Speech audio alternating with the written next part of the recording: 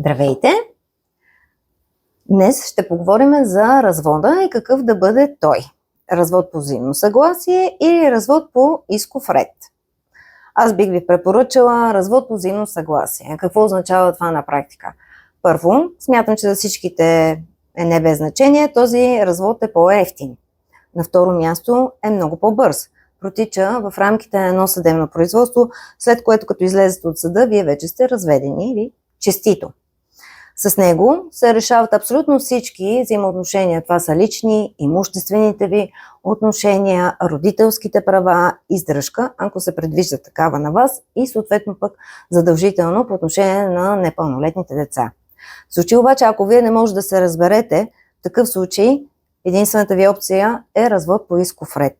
Това обаче означава едно скъпо, протяжно съдебно производство, което може да бъде от рамките от 1 до 3 години, зависи до коя съдебна инстанция ще стигне. Не на последно място, вашите отношения, колкото са изострени, още повече ще бъдат изострени. Защото в този развод трябва да се докаже с всичките доказателствени средства по закон дълбокото и непоправимо разстройство на брака.